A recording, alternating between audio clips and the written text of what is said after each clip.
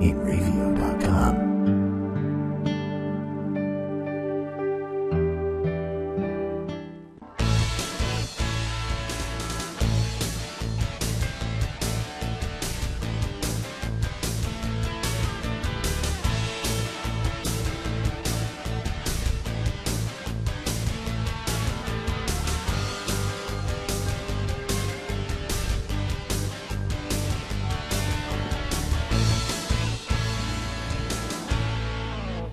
Hello again, everybody. This is Joe Larson, and you're watching the 5 On Racing Show live from New York.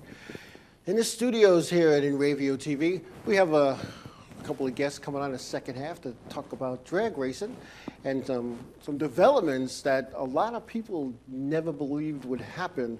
We got some buy-in, but I'll leave that up to them to talk about. I don't want to steal any of their thunder. Oh, yes, racing has begun. The Super Bowl of football is over. Racing has begun. People are getting excited about racing. The modifieds were down at Myrtle Beach, South Carolina for a race that was really a tune-up for the NASCAR Wheel and Modified event that will be held in the end of March. And from what I heard and saw and read, it was basically a parade. It was a test and tune for a lot of the teams that are on the NASCAR Wheel and Modified Tour. And the race speeds were so much less than the qualifying and the practice speeds. Doug Colby went on to win, and we'll talk about that in a little while.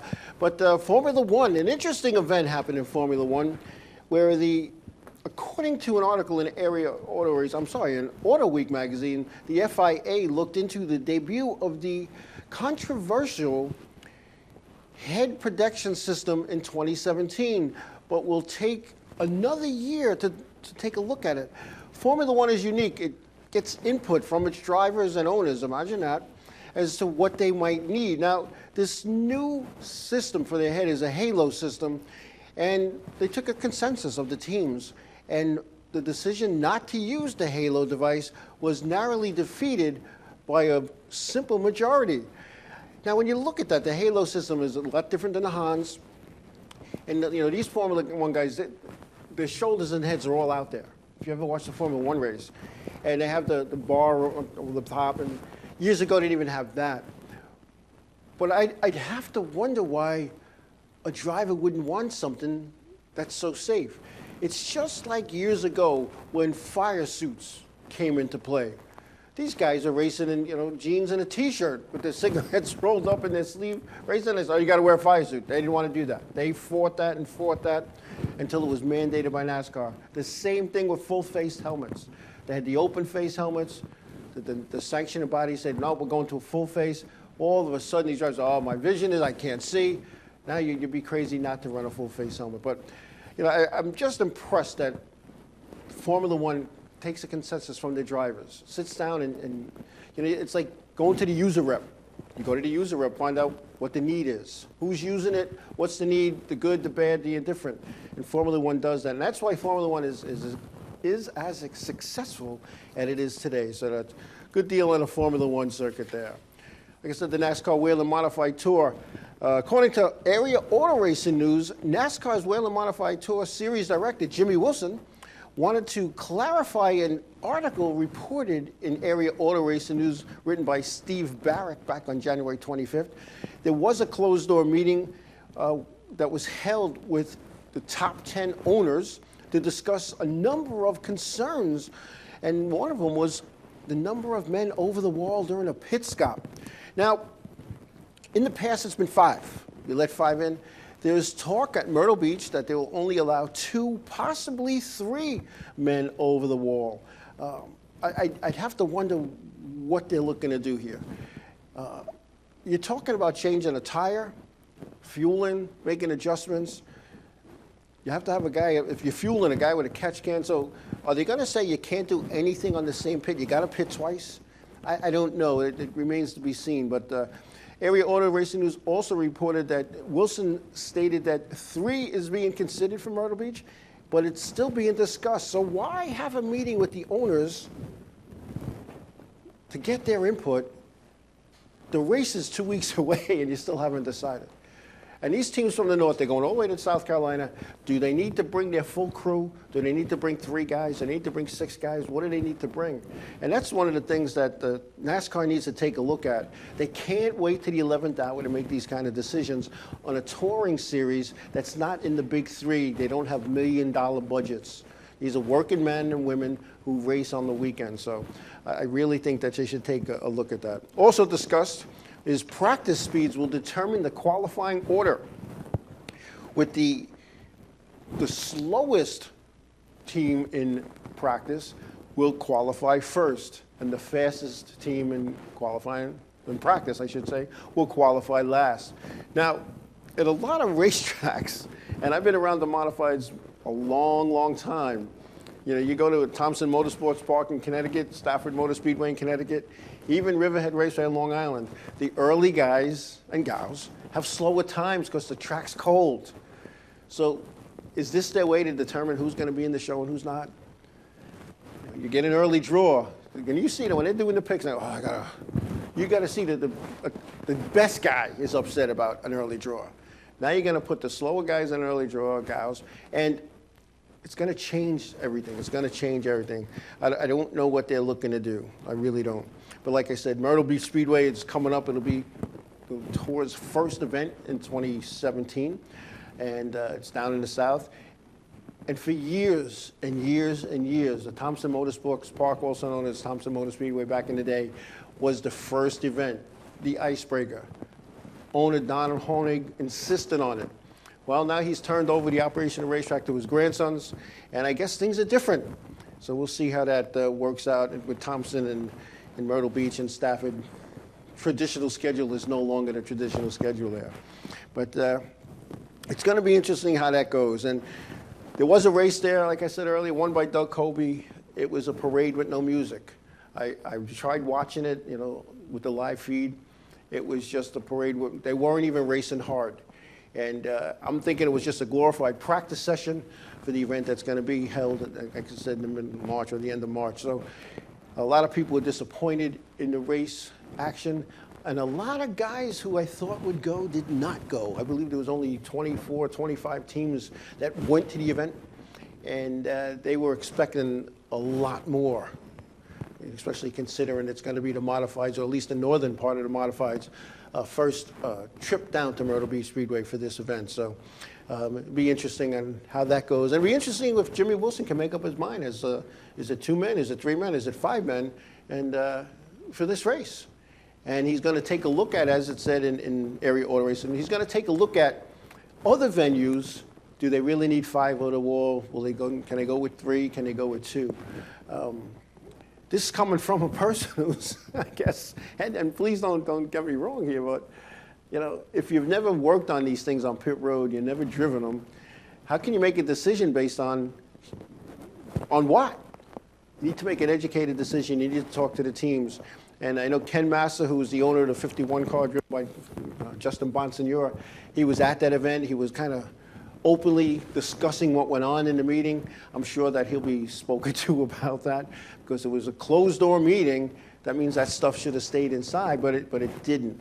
And the other thing they changed was the spec motor weight per cubic inch and the built motor weight per cubic inch is now the same. The spec motor was given an advantage over the years, and that was to get everybody to buy them. Now the majority of the teams have the spec motor, so therefore the ones that don't are going to have trouble staying up, because the weight is going to be the same now. So be interesting to see. And again, I wish these rules would have been made and discussed back in November, so these teams could make a choice and a decision what they're doing. And anybody going to Myrtle Beach for that first modified tour race has already made their reservations, already made their plans, already bought their team uniforms, already bought fire suits for pit road and helmets and all that kind of good stuff. It's just not fair to 2 weeks before say, okay, your 6 guys that come, the one who stands behind the wall, and 5 that go over the wall, you can only use 2. I don't think that's the right way to do things. But then again, I don't always necessarily agree with some of the things that NASCAR does on the tour. Being an old school tour guy, I know some of us don't like change, but it worked that way since 1985, and all of a sudden you have people running the modified tour that in many cases never even drove a modified. Like I had said to somebody one time, you know, we've built them, we've raced them, we've wrecked them, we put them back together. Now you have people making decisions because a computer program says you should do this, or some salesman comes into the R&D center and says, your modifieds need this, and then the engineers say, oh yeah, that makes a lot of sense. And then you have thousands and thousands of dollars worth of rule changes for teams that they can't afford it. So what are these teams doing? These teams are going to race the other series. And there's so many other modified racing series up and down the East Coast that they could almost go anywhere and still have the fun that they had. And the cost to race a modified in the NASCAR series is skyrocketed, whereas the purses there have declined. Go figure. I know here on Long Island, for instance, and I was an official at Riverhead, head official at Riverhead in the 90s, the late 90s, and in the early 2000s. And then I became a tour official and I was there for 14, 15 years. When you look at that, when you look at the purse, Riverhead Raceway was and this is how they used to promote it, the highest paying event per mile. Because it's only a quarter-mile racetrack doing 200 laps, that's 50 miles. It was paying like $6,500 to win. That event now pays $2,400. That's a big drop. And the cost to come to Long Island, because most of these teams are in Connecticut and Massachusetts, one from Jersey, they got to come across the same bridges that the drag guys, like we're going to talk about later, have to go race their cars. It's expensive. At least cover their cost to get there. And if you don't make the show, you get them got. You get nothing. You get points. So there's something that needs to be looked at as well. And I understand that at the meeting, purse structure was not discussed. Was not discussed. And that's a big thing. You know, you can't lower the purses. But you know what happened? And I'll tell you. Back in the day with Ed Cox, a fine Southern gentleman, he was the series director. And when I was the race director, we'd talk and we'd sit down and we'd have 40, 50 cars at an event. I can remember coming to Riverhead. I had to inspect the cars during the week because there was no time to do it inspection day, which is, you know, you look about that now, you know, they could change everything, but it was basically the stuff that you measure and the safety stuff. But however, you know, we had a meeting with the owners back then. I can remember Ed saying, you know, now, mind you, we were racing 23 or 24 races a year back then. He said, guys, if you keep running these other events and these other series that pay less money, you're going to show these promoters you're willing to race for less money, and here we're going to get less money. And they all laughed at him. I mean, laughed. And lo and behold, that's what's happened. You know, we go to a Thompson for an event and get 8,000 to win, which is now like 4 or 5. We go to Stafford, the same thing. We go to New Hampshire for 15,000 to win. Now it's 11. I mean, you know, the guy hit it right on the head 15 years ago. Keep going there, and you're going to show them that you're going to accept that. Because those other series, they're only getting like a weekly payout. You know, yeah, they pay all the way down the line, but 1,500 to win. On the other series, take the Valenti Modified series, for instance, you can only get 4 tires.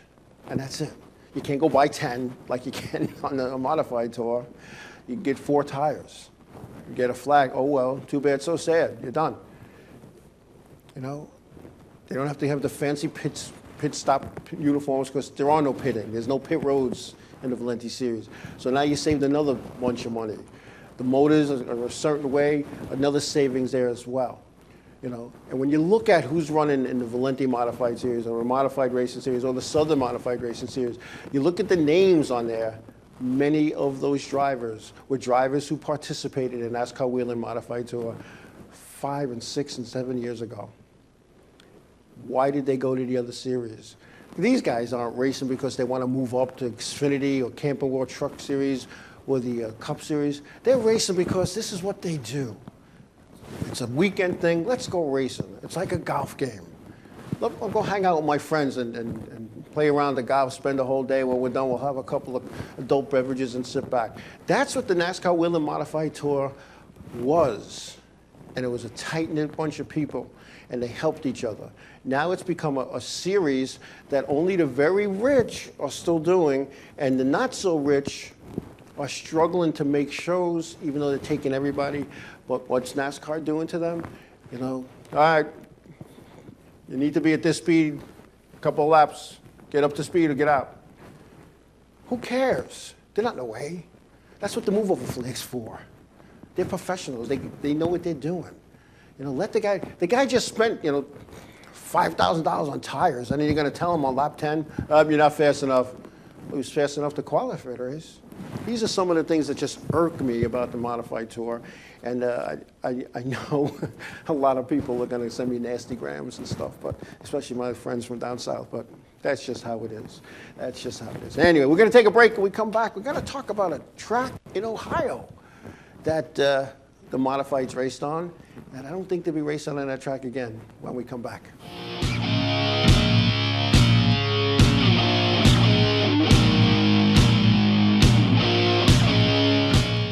Hey, this is Chris Jake, and if Inravio.com spots you at an event wearing this bracelet, they will give you $100.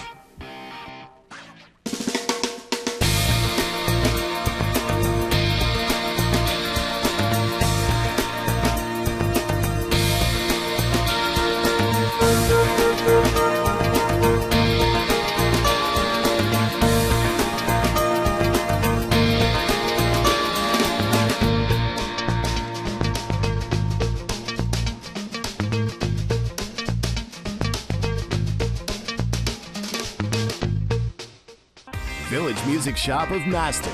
1-800-HEY-DUDE. Your full-service store with personalized attention, school band instrument rentals and sales, music instruction on all instruments for all styles and age groups, for guitars, drums, amplifiers, PA systems, and accessories. It's Village Music Shop, 1495 Montauk Highway in Mastic. Call 1-800-HEY-DUDE or go to villagemusicshop.com.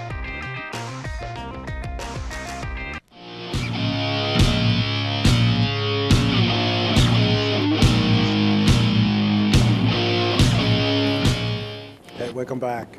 Oh, yes. Ohio's Manfield Speedway has torn up the asphalt, and a new dirt surface has been taken or put in its place. The modifieds ran when I was with the tour. We ran down there, and I'll tell you what, that was a beautiful facility, a nice racetrack, and I don't understand why they're going to dirt. I do. Let me rephrase that. I do understand. There seems to be more money in dirt than there is in asphalt racing, especially in the Midwest and the Ohio Valley. But Cody Summers, the new track promoter, had planned to cover the half-mile paved oval surface with dirt, and then there were some drainage issues, and the racetrack, which has not been repaved since 1999, had a lot of cracks, a lot of bumps, a lot of divots. So in order to do it properly, they would have had to fix the cracks the right way, fix the bumps, fix the potholes, and not that they were big potholes, but enough to bottom out your chassis. And the cost for that was going to be crazy. So it was easier to rip the asphalt up, sell the old asphalt to the asphalt people, and bring in dirt. And that's what they did. Drainage issues were big there. We were lucky enough to be there when it was not raining, but there was people there telling us that it could rain on Thursday, and Friday no rain, Saturday we have seepage that would be coming through the cracks. And it was the middle of nowhere, the racetrack, and you wonder why that would happen. But that was just one of those things. And man, like I said, a beautiful facility. The last time I was there, it was in the middle of nowhere. You pass this big prison on the way, and we're going, is that the racetrack? But it was nice. It was built nice, and everything about the track was nice. And I'm sure they're going to try to woo some dirt racing there in 2017. And it'll be interesting to see how that goes, because there's a lot that's involved with preparing a dirt track for an event. And I had seen that when I went up to the Orange County Fair Speedway in upstate New York, where they started preparing that racetrack a couple of days before, and then they put water in it, then they squeeze it down, they dig it up, they put water on it, squeeze it down, then they put some calcium chloride down to keep the dust down. And I'll tell you what, by the time the feature started, it felt like asphalt. Walking across back and forth that I was doing from the infield to the press box, back to the infield, and down to pit road, in the early afternoon, it was soft. It was like quicksand. It was like when you got to where you were going, you were in mud up to your ankles.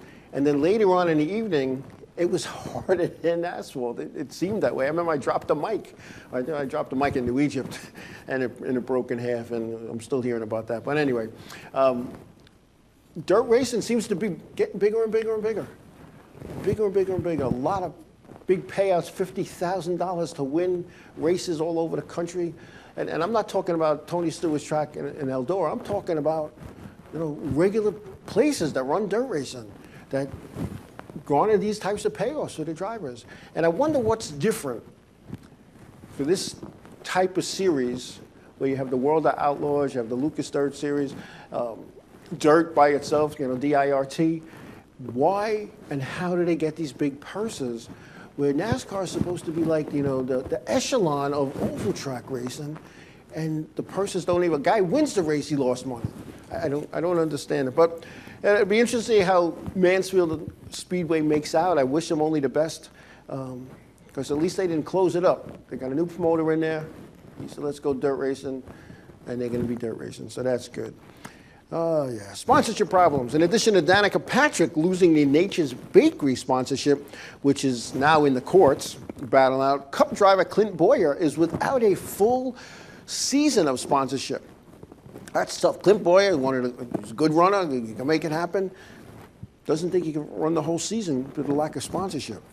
Xfinity driver Darrell Wallace Jr., who I had the opportunity to speak with right before Christmas down in Charlotte, North Carolina. I said, what's the plan for 2017? He says, I don't know. I looked at him. This thing is starting in a couple of months. He goes, sponsorship. We don't get a big deal. I have to run select races. And that seems to be the whole problem now with NASCAR and the charter teams and making that happen. Sponsorship is just, it's big. You're talking $22, $23 million a year to be just a primary sponsor. That doesn't include the associate sponsors. And, I've said this dozens of times. You want to return on the sponsorship dollar. If I'm, Joe Corporation and I have millions of dollars for advertising, I want to return on advertising dollar. I just don't want to have my name on a race. I'm not an egotist. Well, some people might say I am, but when it comes to business, I'm not an egotist. I want to make money. That's why I'm in business. And if that team, if I'm not seeing a return, like Nature's Bakery with Danica Patrick, think about how many of those little bars that you have to sell to make what they were giving her. That's just the break even. Yeah, they got a piece of the shirts and the hats and the souvenirs and whatnot, but you still got to make that money. You got to go to your shareholders and say, all right, this is the plan, this is our business plan, this we're going to plan to make, this, and go down the line, and we need to be profitable. And the first thing that gets cut in any business, and I've always disagreed with this, when you're struggling, is advertising. It's easy to cut that. It doesn't hurt nobody. So you're not cutting salaries. The CEO's not taking a cut. The board of directors don't take a cut. You can't give the employees a cut because some of them are in union jobs, so the contract's already in place. You can't cut salaries. You lose people. So what do you cut? You cut your advertising budget. You can't cut your electric bill. What, you're going to shut off half the lights? I mean, come on. So it's big, these sponsor deals, and some of these teams, and Danica, she hasn't had a top 5 finish. I think she had one since she's been in the series, and Nature's Bakery wants more than that. Clint Boyer, another great team, but there's just so many sponsorship dollars out there. Darrell Wallace, he's only steps away from running a cup car, can't get sponsorship.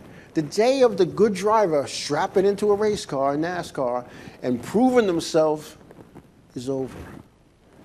What they've done now is they've developed these kids from the age of 5 years old to race go-karts, champ karts, and bandoleros and legends. And by the time they're 15, they've already raced for 10 years. Now, Daddy has a big wallet, a big checkbook. Okay. I just know on the Whelen Modified team tour, there was a driver, I'm not going to say who it was, and a driver went to an owner who was looking for a driver. Go figure. And the owner said, you need $250,000 to drive my car for the year. If you can come up with a sponsor for $250,000, you're in it for the year. So he goes home and talks to Daddy. Daddy writes a big check, and the guy's in the car. He won a championship and all that. And I remember talking to this car owner, and I said to him, I says, wow, a championship.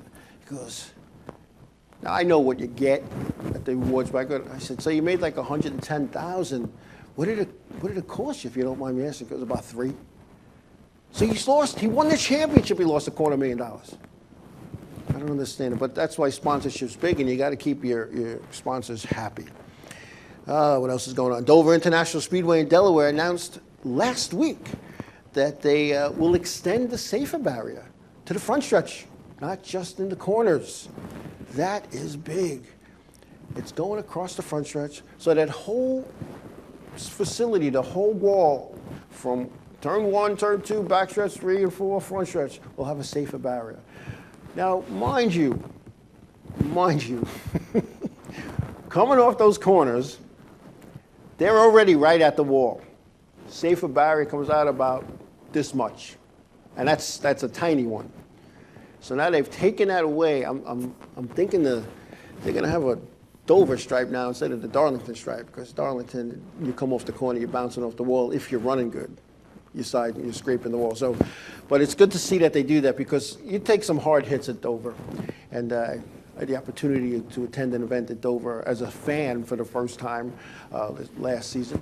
And it's a whole different perspective.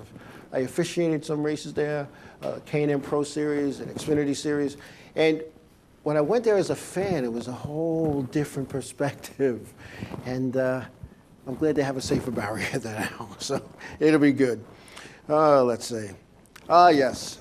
NASCAR, again, at it with the top 3 series, the Cup, the Xfinity, and the Camping World Truck Series. They have a damaged vehicle policy now in each of those series.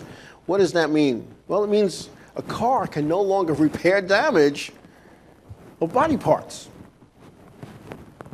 You're going to have damaged body parts. You're bumping and grinding, especially on the Bristols and the Martinsvilles.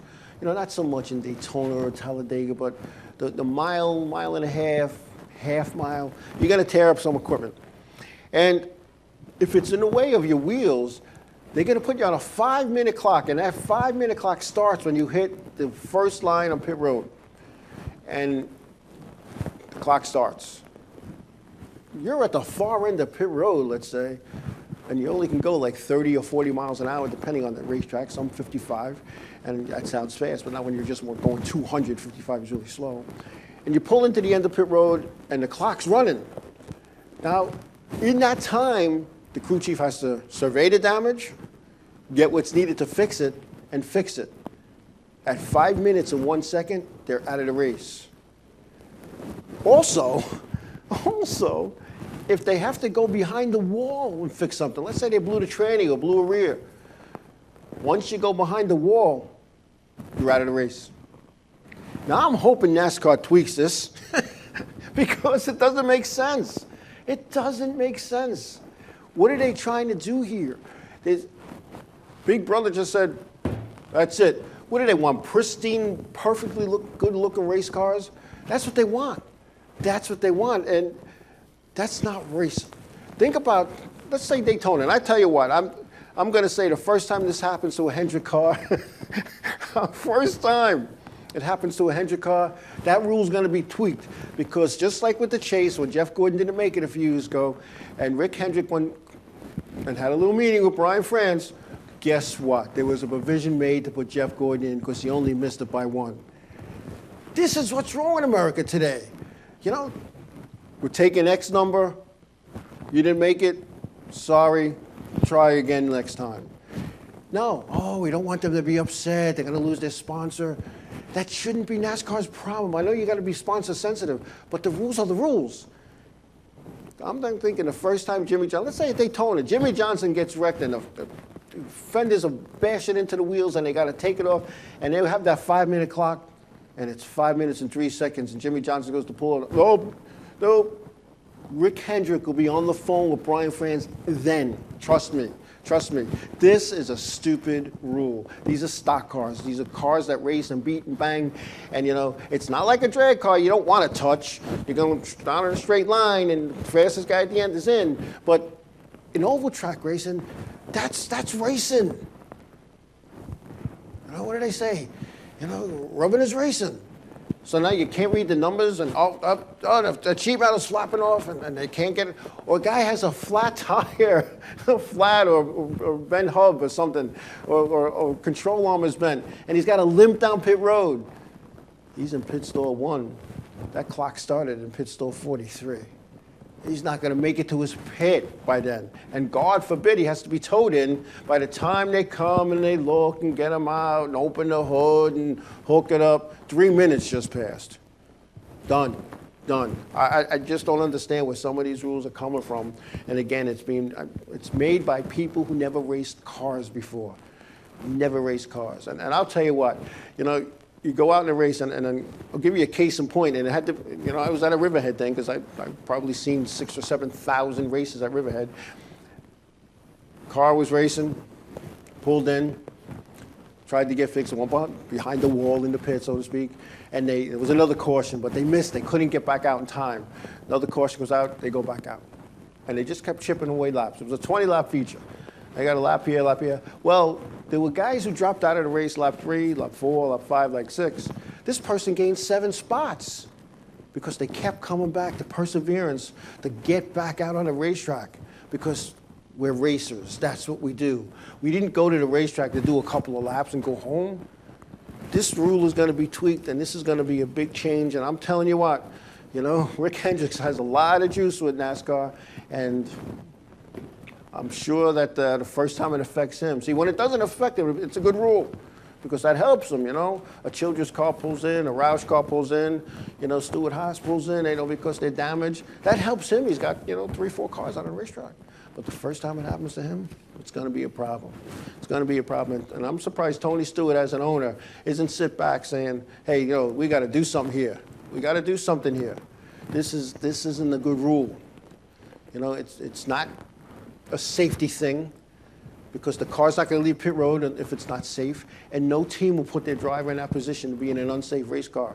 And there's an official in the trailer in the back watching on TV, on the cameras, what's going on. It's something that needs to be readdressed and retweaked. You go behind the wall because it's unsafe to work on pit road sometimes when you have the major repair. So now you go on behind the wall and you're done.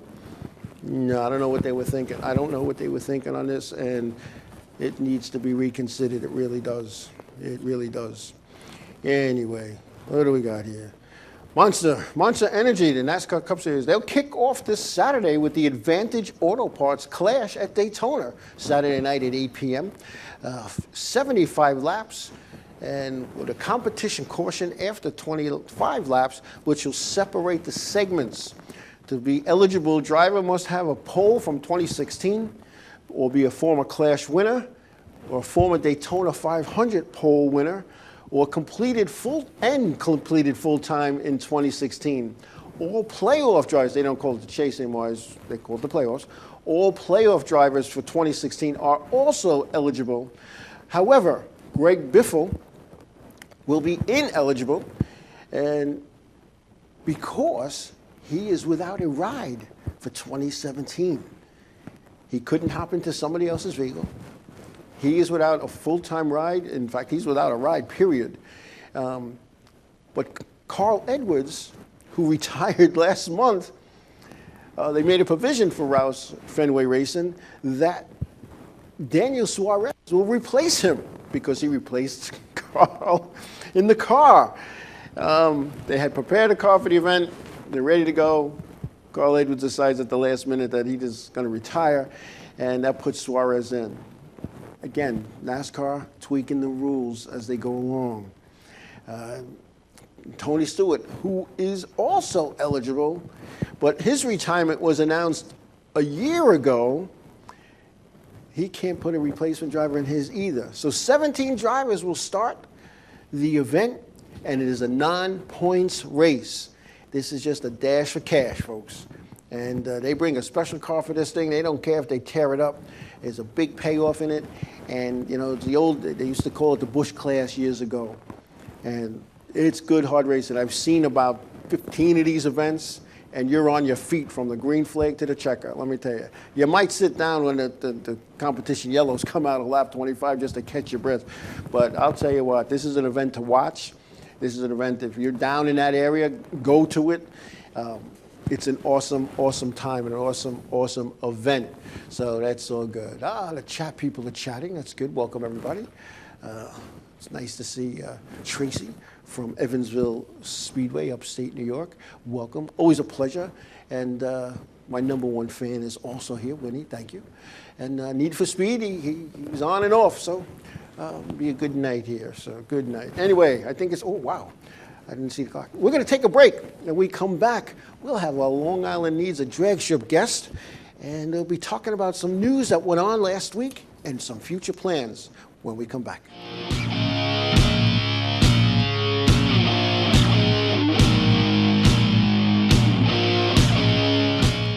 Hi, my name is Aaron from Real Big Fish. And I'm Ed from Real Big Fish. And you're watching the Inravio TV network.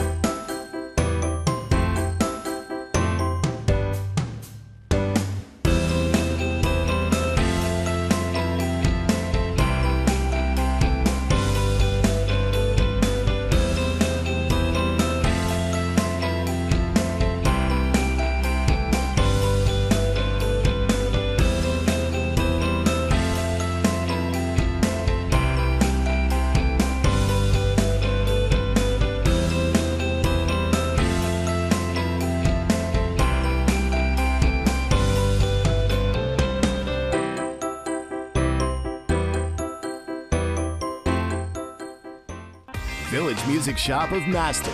1-800-HEY-DUDE, your full-service store with personalized attention, school band instrument rentals and sales, music instruction on all instruments for all styles and age groups, for guitars, drums, amplifiers, PA systems, and accessories. It's Village Music Shop, 1495 Montauk Highway in Mastic. Call 1-800-HEY-DUDE or go to villagemusicshop.com.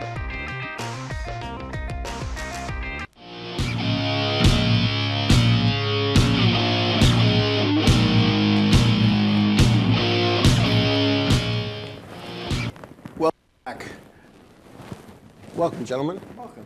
John Casale, Long Island Needs a Drag Strip, and Nick Philippidis on the committee for this thing, on the group. Got some big news, some big happenings last week. Tell us what happened. Yes, well, we had a meeting with the Suffolk County presiding officer and the rest of the Suffolk County legislators, and they formed a task force to look for land for us to get a racetrack built on Long Island in Suffolk County, which is not only going to be looking for a drag strip, we're also going to be looking to make it into a motorsports park. This way we can have a nice, safe place for everybody to race. Now, this is big. Yes. Because, having buy-in from the Suffolk County legislature, who is usually very slow to react on things like this, and very slow, especially with the bipartisan thing, it's a Republican thing, it's a Democratic thing. It seems like they're all in the loop here. Yeah, they finally, figured out and saw what kind of money that they're losing from us going out of state racing. And it's been proven that we've shown that they can lose $100 million in sales tax revenue just from racing on Long Island. Just turn you on. So that's just a bad thing. So it's time. It's time for them to, should I say, wake up and smell the coffee, which they did. I'm fortunate enough to be the owner of American Racing Paris here in Deer Park, and I've been looking at this from a business perspective for a very long time. Obviously, the safety aspects are, again, right. We know how much street racing goes on. But from a business perspective, looking at it and how it affects me, I'll tell you briefly what's happening. We did an audit about 2 years ago. where do we sell headers? We're manufacturing, right? We're manufacturing headers, we're shipping them all over the world. But what's the #1 region in the United States where we sell headers? And the answer to that was the state of Texas. The state of Texas buys more headers than any other place. But what rivals the entire state of Texas? New York and Long Island specifically. Without a racetrack. Without a racetrack. Long Island has more hot rods, has more customs, has more exotics, has more, you name it. I mean, there's money on Long Island. We know that. So there's money. Where there's money, there's these types of vehicles. You go to Captree on a Sunday morning, in the middle of winter, and there's 1,000 cars there. So the fact that we don't have a place to race at this point is absurd. Now, 10 years ago it wasn't like it is now.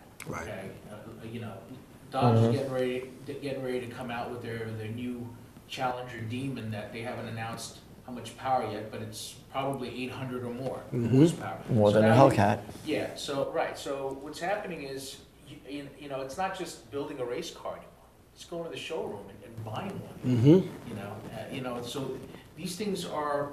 This is the reality of the situation of what's going on right now. They're saying the new GT500 is going to make 750 horsepower. Right. Okay, these people want to have some place to entertain themselves and have a good time. So it's not just the immediate drag racer, which we are. I've been drag racing since I'm 18 years old. It's all the modern stuff, and the people who are going to enjoy a motorsport facility. Now, obviously, as a business owner,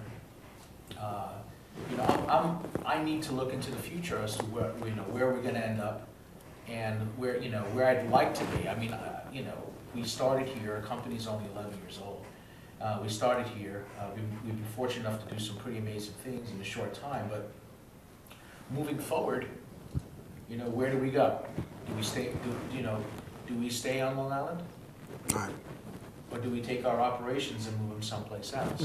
Okay, which has kind of been the common thread, because how many businesses have left Long Island over the last 15 years? Oh, without a doubt. Quite a few. Yeah. How many businesses would have started here, but realized that there's no place to race, and how do you grow a company like that? Right.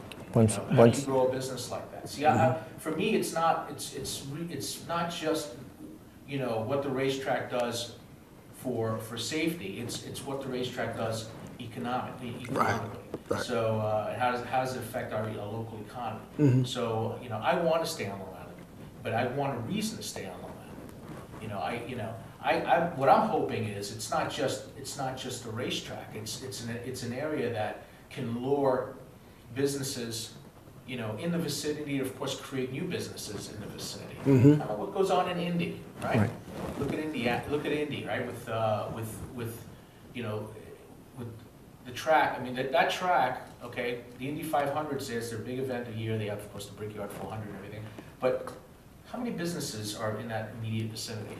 Right. All race car related businesses. Racing of all types.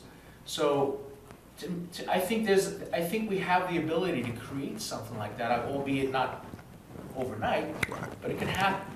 So, but you got to start someplace. Exactly. I would easily consider taking my business and parking it right near that facility. Yeah, sure. Expand it. And Yep. going from there. Yep. 5 years from now, I'm probably going to need 45,000 square feet. We're at 30,000 square feet right now. We're bursting at the seams. So, Economically, there's a benefit. It's not, there's just so many opportunities. There's so many ways. There's so many ways to create revenue with this. And of course, we're talking gas stations. You're talking hotels. You're talking all the other businesses that are immediately. That'll grow. My son is going to a race this week. They're leaving tomorrow night for South Georgia Raceway. It's a big race. They have twice a year lights out. Okay, a big race. Pays $100,000. The fastest class pays $100,000 to win. That's a good purse. That's what I was talking about before. Okay. Radial versus the world. There will not be an empty seat in that house. How many cars show up for that race? Oh, it's insane. They actually start qualifying Wednesday. Okay. Roughly idea? Huh? Rough idea, how many cars? Oh, could tell you that when we went to Maryland last year for the import versus domestic race, called the World Cup. Right. I mean, there were probably 500 or 600 cars there. Now that's cars. Now each car obviously doesn't come with just one person. Like 10 people. The stands were full in Maryland until Sunday evening, and it was freezing outside. It was so cold. Right. So it was very, very cold, and yet, and I can't even tell you how many people. This was in Maryland. We had that in that particular event. People came all the way from California. There was a lot of folks from the import side that actually drove in, caravanned in all the way from California. Yeah. And you said earlier, like, when this is done and built here on Long Island, you're considering moving place. I, as a former competitor, car owner, I always like the fact that I could go talk to my parts guy, go to his shop, and go and I need shocks. Sure. This is what my car's doing. I need to. I didn't like. I hate going through a catalog. I will get these. Yeah, we'll get these. And the UPS guy comes, knocks on the door. Here you go. And that's They're wrong. Right. Send it back. Miss another week. I mean, the fact that like, you're looking to I don't want to say benefit because you're not benefit. The teams are going to benefit by you being around the corner, across the street, inside the facility. Sure. Absolutely. And that's big today. A lot of every racetrack has a parts guy that comes and does his thing, but when you're talking drag racing, I know it's a whole big different thing than oval track racing. When you're talking drag racing, these guys are rebuilding their motor after every run. Well, you're talking about The about, big in the boys. top series, Yeah. the top fuel stuff. And look, there's a lot of this. It's such a grassroots thing. It's drag racing is such a grassroots thing. It could be, I've heard you say this. You can show up there with your station wagon. Yeah, mom's minivan and or you can go out and buy a new Challenger or a new Hellcat. Yep. And go run 10s in a quarter mile. I mean, it runs. versatile. Yeah, it's it- versatile. It's versatile. yeah, it's really diversified. There's all kinds of ways that you can enjoy that Right. particular sport. So to me, it makes tremendous economic sense to bring this this track here. And as far as the safety aspect is concerned, there really are ways to create programs where you lure the kids off the streets and to the racetrack. To beat the heat. Huh? To beat the heat program. The heat program, which I'm not sure if you're aware of that, but that's a program that's worldwide. I don't even know how many chapters it has, but last I heard it was like over 500 chapters, where local law enforcement actually interacts with young people. They build cars, they build race cars, and they with roof lights, and they look like police cars. Yeah, and then they go to the local malls and then various venues, and they basically tell the kids, hey guys, we want to race you at the track. They promote. You have Track, South Mountain Raceway, a good example. If in that county, if you get caught pulled over speeding, the first time you're pulled over, the officer gives you a free ticket to the racetrack. You want to race? Go to the racetrack. This is where you go and do it. And like Nick said, there's a big safety aspect too, and anybody can race. The family-orientated sport is tremendous. Yeah. At 6 years old, you can start driving a junior dragster. Yep. I mean, and just as long, and just like kids can do with the go-karts, but at 6 years old, you're driving a junior dragster. And I think it was Leah Pritchard who started out driving junior dragsters. There's quite a few, Eric. Right, and she just won a Top Fuel championship. So, Hey, we're going to take a break. We come back. We'll continue this discussion on Long Island Needs a Drag Strip and some of the things that were discussed at this meeting when we come back.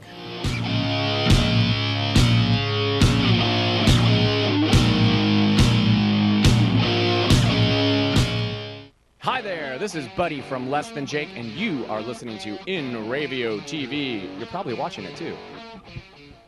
The world of advertising has changed. Radio, TV, and newspaper revenues have declined drastically. Why? Because businesses have realized that advertising return on investment isn't what it used to be. So what can we do about it? Well, that's easy. Advertise online. Own a local restaurant, real estate agency, or even a national retail chain? Whatever your business, Inravio can get your message out there, and we can do it at a fraction of the cost. Call today and see the difference for yourself. This isn't TV. This isn't radio. This is Inravio.com.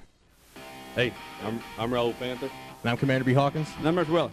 We're some of the proto men. If we see you without this bracelet, you get punched in the But if you have this bracelet from Inravio.com, you can win $100. Put one of these on, or else.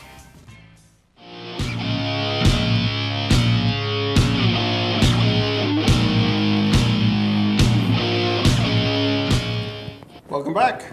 All right. So, we were talking about that program, and then, I don't want to give away anything, but I know an area on the western end of Suffolk where there's a road that gets closed. People bring their cars, guys do their drag racing, and the Suffolk County PD is right there because they know where they are, and it's kind of controlled. And there's one of the officers, I went down there, I was going to record and do something, and then I was asked not to. Right. And he says, I'd rather have them here by the dumps. doing their thing. It's controlled. If anybody gets hurt, we're right here. God forbid, I'll have to explain to the sergeant what's going on. Yeah. But there's people standing on the curb watching these things. Yeah, so this has been going on since the dawn of time. Right. It's been going on since the dawn of time. Yeah. We were, and we've all done it. I've done my share of stupid things back in the day. 231 when I was a kid, Right. They lined up like it was a parade. We had Fountain Avenue back in the day, and of course you had connecting highways back in the day. Edison Avenue. Yeah. The conduit. Well, I'm from Brooklyn, so. So we you, had so you played on a conduit? Huh? You played on a conduit? Yeah, a little bit. No, I witnessed a lot more than I actually did, but so I got to see a lot. No, look, it's insanity. I totally get why people do it. I understand it, but it's pure insanity. You got to race. You got to race on a racetrack. Oh, without a doubt. I have my son's 25 years old now, and he.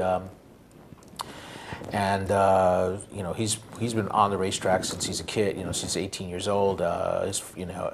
And he knows. I've made it perfectly clear to him what the repercussions are. I mean, you got to take responsibility for your actions. Right. You get caught doing something stupid like that, or you hurt somebody, you're gonna have to live with this for the rest of your life. So he knows. He knows better. But back in the 70s, a good buddy of mine, 231 was just made from the Parkway to Main Street, Babylon. It wasn't open yet.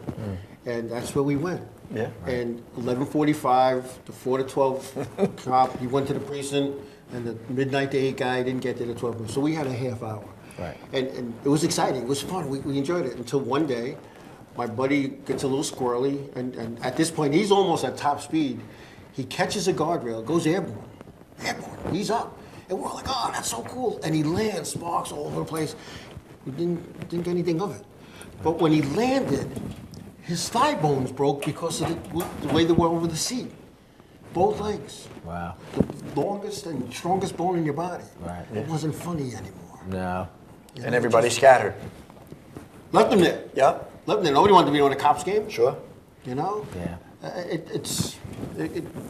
We need this place, and now there's buy-in from the Suffolk County Legislature, and putting that group together to look for a place to have it. And I'm sure they have ideas, and there's we've talked about that. Yeah, they have ideas. We also have ideas. We have some of our committee members will be on their committee with them also. So and we want to do this in a pretty fast time. We don't want to let. You know what? We've made a lot of headway. Lots happened since John started the Facebook page. Everything's kind of moved pretty quickly, and we're kind of on a roll right now. We're hoping we can keep it that way. Of course, you just never know. Right. You just never know. I just look at the end of the day, because of all that's happened in the past. You don't want to be pandered to. Right.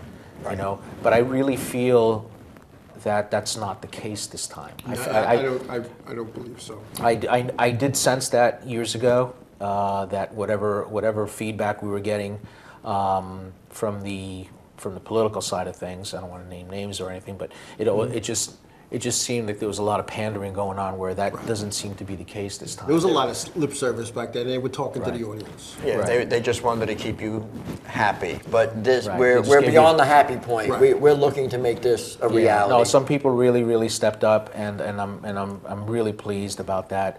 Our Congressman Lee Zeldin, for instance, early on.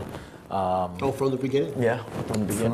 From the very beginning, which is huge. I mean, it's huge, and there's been others. Dean Murray, Assemblyman Dean Murray, Right. above and beyond. He gets it though. Yeah.